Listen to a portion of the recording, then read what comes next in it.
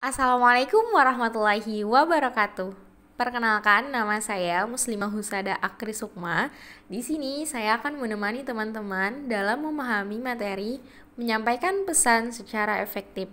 Materi ini disusun oleh kelompok 3 untuk pemenuhan tugas kuliah interpersonal skill.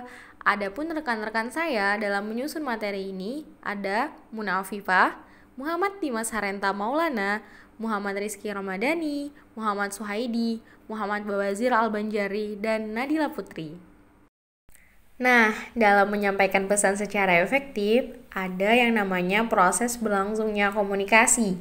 Secara singkat, proses komunikasi itu ada komunikator, orang yang menyampaikan pesan, baik itu pesan secara langsung atau melalui simbol-simbol yang dimengerti. Lalu, ada pesan. Pesan ini baik pesan secara langsung ataupun tidak langsung. Pesan secara langsung melalui lisan atau tidak langsung melalui via WhatsApp, mengirim email. Nah, itu bentuk pesan. Sedangkan komunikan, yang terakhir komunikan itu adalah orang yang menerima pesan. Baik itu menerima pesan secara langsung atau melalui simbol-simbol. 3 tadi adalah gambaran singkat proses berlangsungnya komunikasi. Karena dalam menyampaikan pesan secara efektif tadi, kita akan beriringan erat dengan komunikasi. Jadi, apa sih komunikasi itu? Komunikasi adalah kebutuhan dasar hidup manusia. Melalui komunikasi, seseorang dapat menetapkan keputusan, mengemukakan permasalahan, memecahkan permasalahan, dan memberikan informasi. Pada umumnya, komunikasi dilakukan dengan menggunakan kata-kata atau lisan yang dapat dimengerti oleh kedua belah pihak.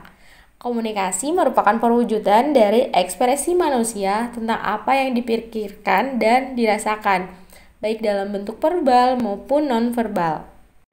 Adapun cara berkomunikasi secara efektif yang pertama adalah pesan.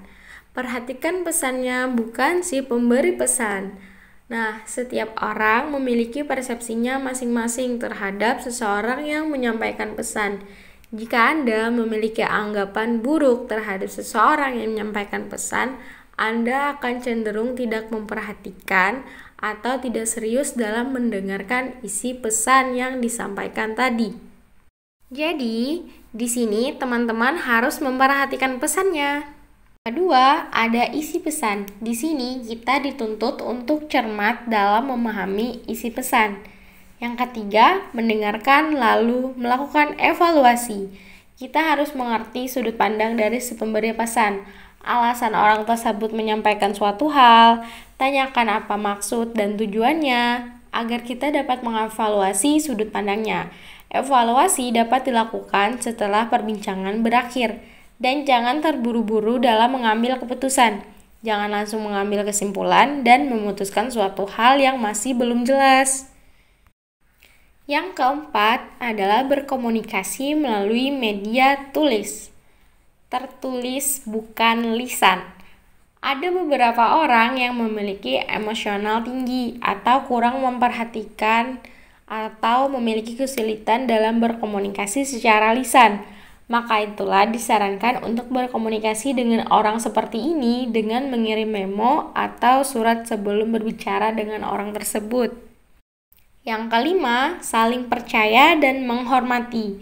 Dua orang yang saling berkomunikasi dengan kepercayaan penuh dan saling menghormati tidak akan memaksakan pemikirannya sehingga mereka benar-benar berkomunikasi.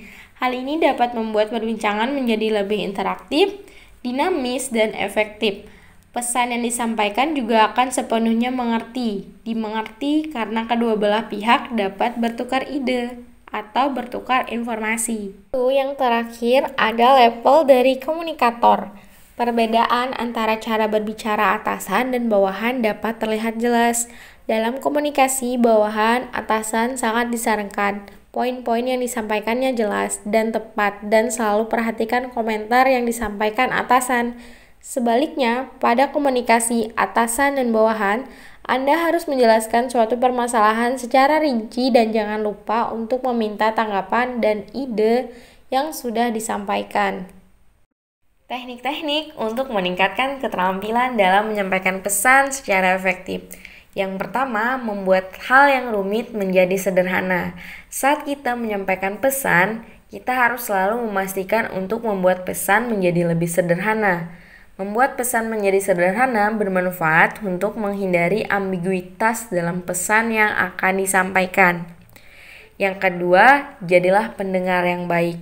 Mendengarkan adalah aspek yang sangat penting agar bisa menjadi seorang komunikator yang handal. Ketiga, hindari kosakata yang rumit dan sulit dimengerti. Yang keempat, menyampaikan pesan secara ringkas, jelas, dan benar. Yang kelima, jangan sampai salah ejaan. Pemeriksaan ejaan kata sangat penting untuk Anda perhatikan, terutama saat menyampaikan pesan secara tertulis kepada orang lain. Hal itu juga berlaku dalam menyampaikan pesan secara langsung. Yang keenam, gunakan kata yang jelas dan mudah dipahami. Yang ketujuh, menyampaikan pesan yang benar. Kedelapan, kelengkapan pesan. Dan terakhir, 9, cara Anda menyampaikan pesan kepada orang lain. Sikap sopan dan baik sangat penting dilakukan saat Anda akan membawa pesan yang positif kepada orang lain. Saat Anda mengirim pesan dengan santun, maka pihak penerima pesan akan memahami hal tersebut dengan pola pikir yang positif. Nah, memahami diri sendiri dan orang lain sangat mempengaruhi efektivitas penyampaian pesan. Pembelajaran dari pengalaman merupakan proses belajar yang efektif. Berikut model-model pembelajaran experiential. Yang pertama, experience. Seseorang terlibat dan bertindak atau berperilaku mengikuti pola tertentu, seperti mengerjakan, mengamati, merasakan, memikirkan, atau menginginkan sesuatu. Yang kedua, share. Seseorang berbagi pengalaman atau melaporkan data kognitif, afektif, dan perilaku yang muncul karena pengalaman pada tahap sebelumnya. Proses. Seseorang menyusun kembali data-data atau pola-pola yang telah dipublikasikan atau yang telah dibagikan dalam bentuk interaktif. Yang keempat, seseorang membuat hipotesis dari data yang telah diproses, mencari relevansi dari apa yang telah diamati dan memprosesnya pada kehidupan sehari-hari. Yang kelima, apply. Jembatan antara saat ini dengan masa yang akan datang, antara pemahaman dengan rencana penerapan tahap generalisasi dalam kehidupan yang sebenarnya. Lalu selanjutnya masuk ke tahap konsep diri. Di sini ada konsep diri yang penuh percaya diri. Bagaimana sih konsep diri yang penuh percaya diri? Nah, ciri-cirinya adalah senang berpikir positif tentang orang lain, berharap diterima oleh orang lain, mengevaluasi kinerja dengan sikap yang positif, tidak merasa takut terhadap reaksi dari orang lain, bekerja keras dengan semangat tinggi, merasa nyaman dengan orang lain, termasuk dengan mereka yang berstatus lebih tinggi, mampu menanggapi komentar orang lain terhadap dirinya dengan baik, atau mampu mengendalikan manajemen emosinya. Lalu, konsep diri dari orang yang kurang percaya diri. Bagaimana sih ciri-cirinya konsep diri dari orang yang kurang percaya diri? Yaitu senang berpikir negatif tentang orang lain, berharap tidak diterima orang lain, mengevaluasi kinerjanya dengan sikap yang negatif, merasa takut terhadap reaksi dari diri orang lain, bekerja keras lebih karena terpaksa dan kurang kritis, merasa tidak nyaman dengan orang lain, terlebih dengan orang lain yang memiliki status lebih tinggi, kurang mampu menanggapi dengan baik atas komentar orang lain yang negatif terhadap dirinya, dan sangat mudah dipengaruhi. Singkatnya, orang-orang ini adalah orang yang tidak mampu mengendalikan emosinya dengan baik. Memahami kondisi orang lain. Kita harus pintar dan cermat memahami kondisi orang lain. Seperti misalnya dalam keadaan, faktor ekologis, cuaca panas, faktor desain dan arsitektural, ruangan berantakan, faktor temporal, misal jam-jam tertentu, jam-jam penting, jam-jam sibuk, jam santai. Analisis suatu perilaku, misalnya ada acara formal dan non-formal. Nah, itu ada beberapa faktor dalam kita memahami kondisi orang lain. Ada 3 cara menyampaikan pesan dengan jelas, istilahnya yang dikenal dengan 3C. Ada confidence, clear, dan control. Confidence, Anda harus percaya diri dengan apa yang Anda sampaikan. Ini adalah bagian paling penting. Kedua, clear. Anda harus jelas cara berbicaranya. Anda harus membuat audiens mudah memahami apa yang Anda sampaikan. Dan Anda harus tahu siapa audiens Anda. Ketika Anda tahu kategori-kategori audiens Anda bisa memilih gaya bahasa yang digunakan sehingga pesan Anda menjadi clear atau jelas. Yang ketiga, control. Anda harus mampu mengendalikan diri Anda guna untuk fokus yang lebih terarah. Langkah menyampaikan pesan komunikasi yang terstruktur dengan prinsip piramida. Seringkali kita harus menyajikan rekomendasi kepada para pimpinan perusahaan atau pimpinan kementerian atau lembaga yang sangat sibuk sekali. Kita hanya mempunyai waktu beberapa menit untuk mengkomunikasikan rekomendasi kita.